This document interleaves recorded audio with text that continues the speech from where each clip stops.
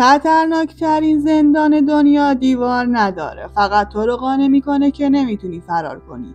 این زندان از فولاد ساخته شده، از باور ساخته شده، اسمش تله ذهنیه. تا حالا به این فکر کردی چرا بعضی آدما با کمترین امکانات پیشرفت میکنن و بعضیا با بهترین شرایط هم توی یک نقطه میمونن؟ این موضوع فقط به شانس یا استعداد ربط نداره. فرق اصلی توی چارچوب ذهنی و باورهاییه که هر کس برای خودش ساخته.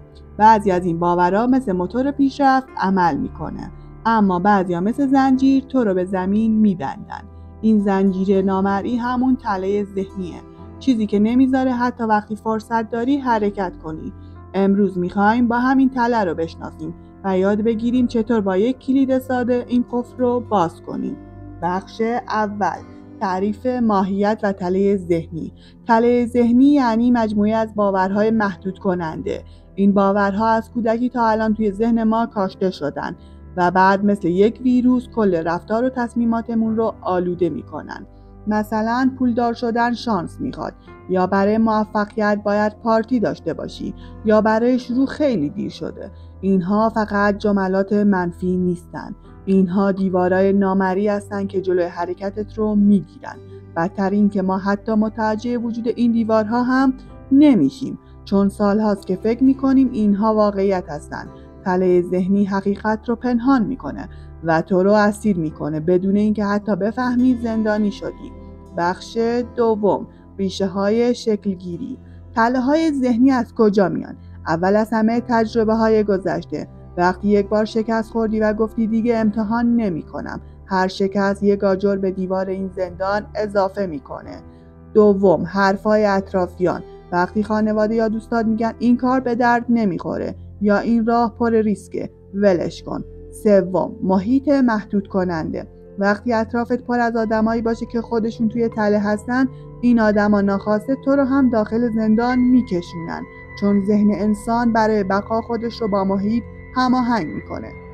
چهارم، ترس از قضاوت. فقط به خاطر اینکه میترسی دیگران چی فکر میکنن حرکت نمیکنی و این یعنی تله ذهنی پیروز شده.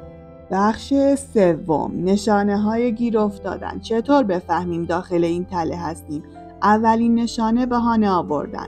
وقت ندارم، پول ندارم، شرایطش رو ندارم. دومین نشونه، حسادت به موفقیت دیگران. وقتی موفقیت دیگران رو به شانس یا رابطه نسبت میدی.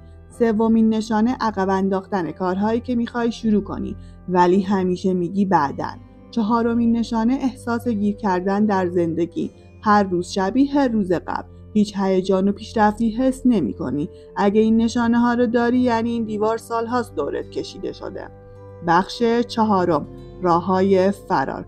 حالا سوال اصلی، چطور از این تله فرار کنیم؟ قدم اول، آگاه شدن. باید بفهمی که توی تله هستی. بدون این آگاهی هر راه حلی بیفاید است.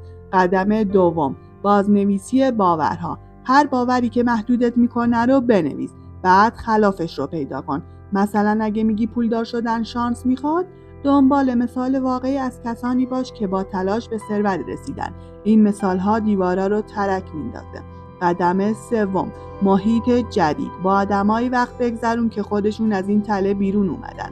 ذهن تو مثل اسفنج افکار اطرافیان رو جذب میکنه. قدم چهارم، شروع کوچک. لازم نیست همه دیوارا رو یک جا خراب کنی. یک تغییر کوچیک در عادتها کافیه. مثلا روزی 30 دقیقه مطالعه یا تمرین یک مهارت. این اولین ضربه به دیواره. قدم پنجم، شکستن ترس از قضاوت. درک کن که مردم کمتر از چیزی که فکر میکنی بهت توجه میکنن. هر کس درگیر زندگی خودشه، پس برای خودت زندگی کن، نه برای قضاوت دیگران. قدم ششم، عمل سریع. هر ایده‌ای که داری همین امروز یه قدم براش بردار. عمل سریع قدرت تله رو ضعیف میکنه، چون تله با تعلل و ترس زنده میمونه. وقتی سریع عمل کنی ترس فرصت رشد پیدا نمیکنه و این یعنی آزادی. اگه از ویدیو خوشتون اومد لایک کنید. بخش پنجم، داستان واقعی. یک مرد 55 ساله رو تصور کن. سالها فکر میکرد سنش برای شروع یک کسب و کار جدید زیاده. به خودش میگفت جوانها انرژی دارن، من دیگه پیرم. تا روزی که فقط برای امتحان یک ایده ساده رو شروع کرد. بدون سرمایه زیاد، بدون تیم بزرگ، فقط با باور این که شاید بشه.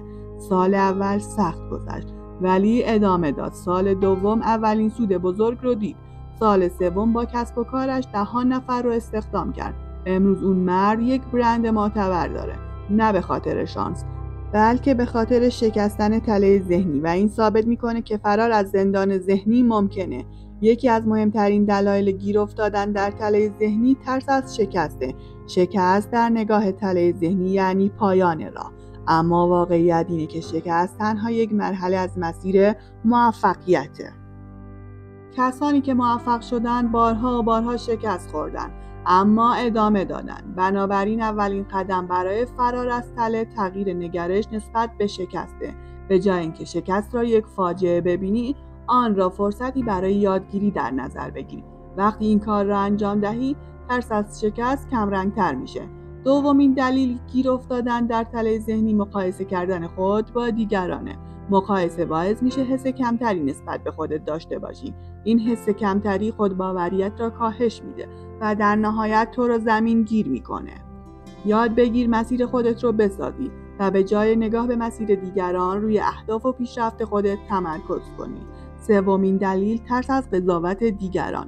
بسیاری از ما به خاطر نگرانی از اینکه دیگران چه فکری میکنن دست به عمل نمیزنیم، اما واقعیت اینه که بیشتر مردم کمتر از چیزی که فکر میکنی به تو توجه دارن. پس چرا باید اجازه بدی این ترس زندانی ذهنت بشه؟ راه حل ساده است. خودت رو بپذیر و برای خودت زندگی کن. چهارمین عامل مهم عدم داشتن هدف روشنه. وقتی نمیدونی به کجا میری، هر راهی رو دشوار و ناامید کننده میبینی. اهداف باید واقعی، قابل اندازه‌گیری و زماندار باشن. وقتی هدف داشته باشی، انگیزه‌ات بیشتر میشه و کمتر در تله ذهنی گیر میکنی. پنجمین نکته اهمیت داشتن یک برنامه منظمه.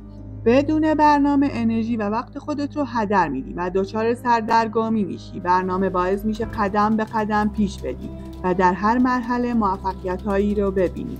این موفقیت‌های کوچیک دیواره‌های تله ذهنی را یکی یکی فرو می‌ریزن. ششمین نکته تمرین مثبت اندیشیه. افکار مثبت به تو کمک میکنه تصور ذهنی بهتری از خودت بسازی. هر روز جملات انگیزشی را تکرار کن. جملاتی مثل من توانایی تغییر دارم یا هر روز بهتر میشوم. این جملات به مرور باورهای جدید را جایگزین باورهای محدود کننده میکنه. هفتمین نکته مراقبت از خود و بدنه. وقتی بدنی سالم و سرشار از انرژی داشته باشی، قدرت تصمیم گیری و اقدام در تو بیشتر میشه. خواب کافی، تغذیه مناسب و ورزش منظم رو فراموش نکن. اینها کمک میکنه ذهن تو آماده مقابله با تله ذهنی بشه. هشتمین عامل مطالعه و یادگیری مداومه. وقتی دانش و مهارت‌های جدید کسب کنی، اعتماد به نفست افزایش می‌یابه. مطالعه کتاب‌های موفقیت و کسب و کار تله‌های ذهنی رو میشکنه. نهمین نکته درخواست کمک و راهنمایی. خیلی وقتا خودمون نمیتونیم تله ذهنی رو تشخیص بدیم. یک منتور یا مشاور میتونه چشم‌انداز جدیدی به ما بده. آنها کمک میکنن راه‌های فرار از زندان ذهنی رو ببینیم. دهمین نکته خودت رو با آدمای موفق احاطه کن. انرژی و انگیزه آنها به تو منتقل میشه. از محیط‌های منفی و افراد ناامید دوری کن، چون مثل آتش انرژی منفی هم به سرعت منتشر میشه. پس تله ذهنی یک دشمن واقعیه، اما شکست دادن آن ممکنه اگه قدم‌ها رو درست برداری. یادمون باشه هر دیواری که ساخته شده میتونه خراب بشه، فقط باید اراده و صبر داشته باشی.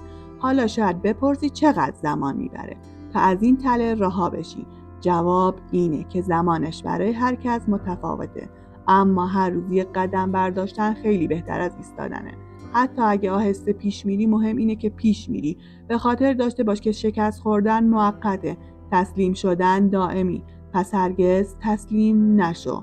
یکی از تکنیک‌های خوب نوشتن اهداف روزانه است. هر صبح قبل از شروع روز هدف‌های کوچیکی تعیین کن. این کار به تو کمک میکنه متمرکز بمانی و ذهنت رو مثبت نگه داری. تکنیک دیگر مدیتیشن و تمرین‌های آرامش بخشه. این تمرین‌ها به تو کمک میکنه افکار منفی رو کمتر کنی. وقتی ذهن دارون باشه راحت‌تر میتونی باورهای جدید بسازی. از طرف دیگه باید یاد بگیری که خودت رو ببخشی. همه ما اشتباه میکنیم. مهم اینه که ادامه بدیم. گاهی تله ذهنی به خاطر خود انتقادی شدید ایجاد میشه. پس مهربان باش با خودت. تله ذهنی واقعی تر از دیوارهای زندان نیست، ولی میتونه تا آخر عمر تو رو زندانی نگه داره. فرار کردن از این زندان یعنی شکستن یک باور. هر وقت گفتی نمیتونم، بدون شاید این فقط صدای زندانبان نامری باشه. زندانبانت رو بشناس، قفل رو پیدا کن. کلید آزادی همیشه توی جیبت بوده، فقط باید جرأت کنی ازش استفاده کنی. اگه تو هم حس میکنی سالهاست تو همین زندان نامری موندی، همین امروز یه قدم کوچیک بردار. توی کامنت ها بنویس بزرگترین تله ذهنی که میخوای ازش فرار کنی چیه. این ویدیو رو با کسی که فکر میکنی توی این تله گیر کرده به اشتراک بذار و اگه آماده ای که زندان ذهنت رو بشکنی، همین الان دکمه سابسکرایب رو بزن تا با هم ادامه بدیم. دوستتون دارم. خداحافظ.